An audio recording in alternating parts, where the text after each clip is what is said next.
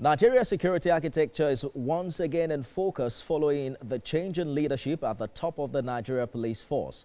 The assumption of Olatunji Disu as acting Inspector General of Police has far-reaching implications across ongoing investigations, senior command structure, and policing strategy nationwide. TVC News senior reporter Sifon Essien joins me on the news to talk about this development. On TVC News at 7. Sifon, walk us through the primary implication of this new change on the Nigeria Police Force today. Yeah, thank you very much, Nifemi. Basically, it's going to be rapid.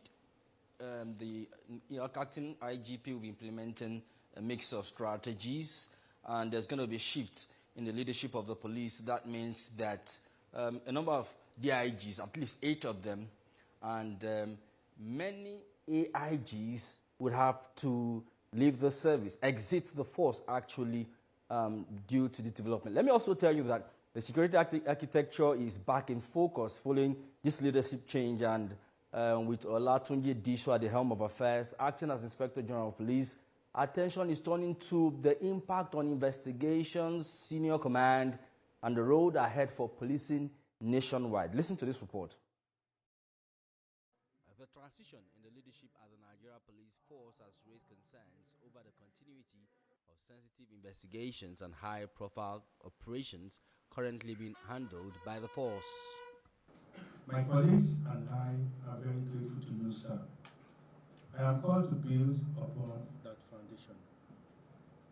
Security analysts note that leadership changes at this level often result in a review of case priorities, redeployment of officers, and restructuring of investigative teams, moves that could temporarily slow down complex cases involving terrorism financing, cybercrime, kidnapping, and high-profile financial crimes. Beyond operational impact, the leadership change has also triggered mandatory retirements within the police hierarchy. By existing service regulations, several Deputy Inspectors General and Assistant Inspectors General senior to the new police chief are expected to exit the force. While official figures are yet to be released, informed police sources say at least 8 DIGs and some AIGs may be affected. Attention is also turning to the professional record of Olatunji Disu, who until his appointment served as Assistant Inspector General of Police in charge of the Force Criminal Investigations Department, Lagos Annex. During his tenure, he oversaw investigations into several high-profile criminal cases, strengthening forensic-led policing, and pushed reforms aimed at reducing case backlogs at the Force CID.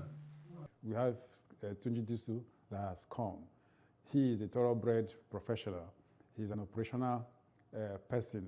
Looking at his profile, where he served as a commander in Lagos Rapid Response Squad, then he came to Abuja and also served as commander of Intelligence Response Team when former DCP Abakari had some issues and he vacated that office. And from there he became AIG. And look at, so he has been in the operations, you know, in operations, intelligence unit and all that. So for me, he qualifies to be the IG or acting IG now. But the fact that we have a new acting IG, it is not an opportunity or for us, or a reason for us to see that the insecurity issues that is confronting Nigeria will drastically reduce.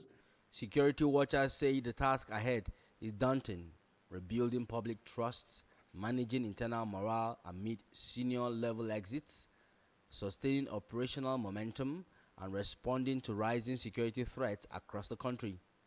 We are aware that the federal police is also confronted with some challenges that up to now, as we speak, the federal government is still confronted with those issues bordering on the federal police. The federal police was established in 1930. In this year, 2026, Nigerian police will be 96 years old, and we are still facing issues bordering on equipment, gadgets, training, other logistics, their welfare, and all that. I expect to see new police reform, whereby they dress neatly, whereby they look like other countries. When I travel, I see how they look, and you will look like I want to join.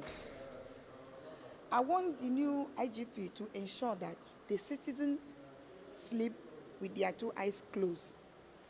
I want the new IGP to target crime and ensure that those who perpetrate the crime are being punished.